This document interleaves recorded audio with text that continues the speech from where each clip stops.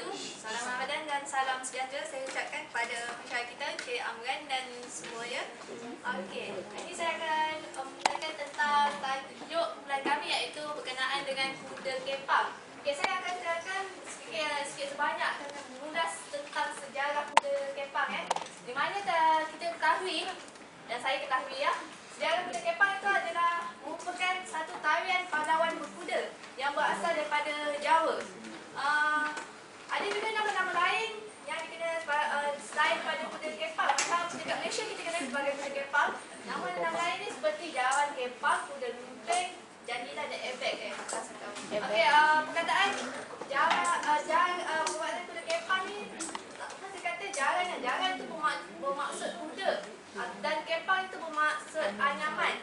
Jika dicantumkan, dia bermaksud kuda yang dianyam.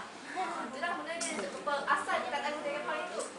Dan kuda kepang tu sebenarnya dibuat awal pembuatan dia mula-mula dibuat pada pandan yang dianyam. Tapi selepas tu dia diperbaharui, dia buat ada yang dibuat pada sekali, dibuat pada kulit lembu ada, pada papan lapis ada. Dan untuk ada juga kuda tu yang dihiasi dengan badu.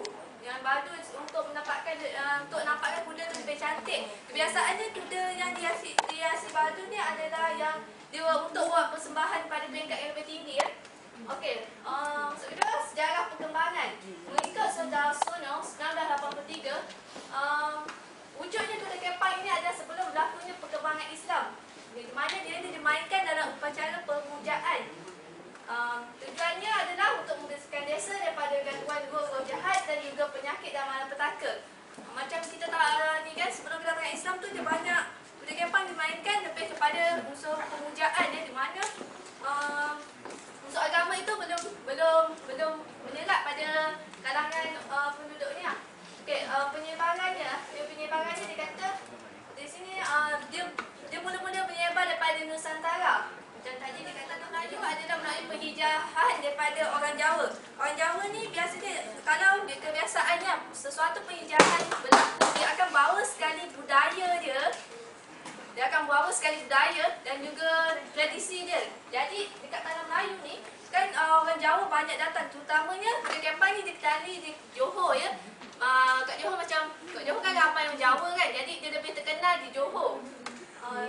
Dia lebih kekal kuda kepang ni dia mengekalkan ciri-ciri keasliannya disebabkan orang Jawa ni dia mengekalkan ciri-ciri dia kata cara hidup dia tak banyak berubah. Macam daripada segi percakapan dia cakap bahasa Jawa lagi.